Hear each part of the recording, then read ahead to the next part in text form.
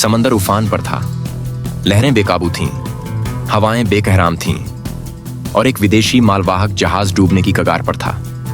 लेकिन तभी आसमान से उतरे फरिश्ते, और उन फरिश्तों का नाम था इंडियन कोस्ट गार्ड। एक बार फिर भारतीय समंदर के ये वीर उस मिशन पर निकले जहां हर सेकंड मौत से लड़ाई थी और जिंदगी का नाम बन गया इंडियन कोस्ट गार्ड।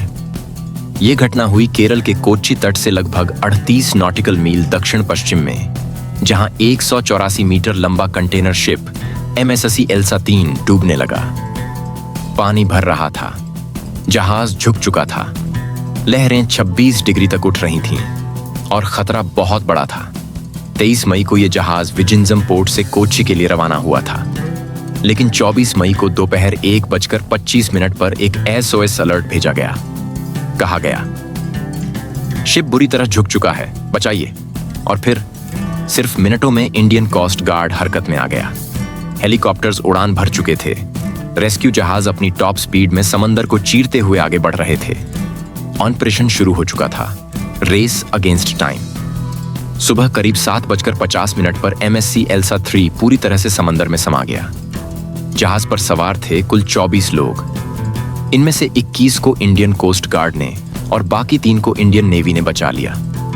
लहरें उफान पर थीं, जहाज डगमगा रहा था, हर सेकंड मौत का खतरा था।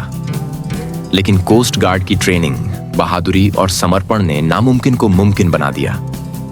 और सिर्फ इतना ही नहीं, रेस्क्यू के बाद पर्यावरण सुरक्षा भी प्राथमिकता बनी। कोस्ट गार्ड ने ड्रोन और एयरक्राफ्ट से निगरानी शुरू कर दी ताकि किसी तरह का ऑयल स्पिल या केमिकल लीकेज ना हो। और अब तक कोई रिसाव नहीं मिला। यह भी एक बड़ी सफलता है। तो सवाल उठता है, इंडियन कोस्ट गार्ड क्यों है इतना खास? क्योंकि ये सिर्फ एक सुरक्षा बल नहीं, ये हैं समंदर के रक्षक, समंदर के देवदूत। हर साल हजारों जिंदगियां बचाना, 24/7 निगरानी करना और सबसे पहले पहुंचना, यही है इनका कर्तव्य, यही है इनका गौरव। MSC एल्सा 3 एक विदेशी झंडे वाला जहाज था, लेकिन भारत ने देश नहीं देखा, इंसानियत देखी। ये सिर्फ एक रेस्क्यू ऑपरेशन नहीं था, ये था भारत के समुद्री आत्मबल का परिचय। ये था इंडियन कोस्ट गार्ड का वो चेहरा जिस पर हर भारतीय को गर्व होना चाहिए। जब समंदर ने सब कुछ निगलने की ठानी, तब एक ही नाम लहरों से लड़ता दिखा, इंडियन कोस्ट गार्ड। ये कहानी सिर्फ समंदर की नहीं, ये है भारत की आत्मा की कहानी। जय हिंद।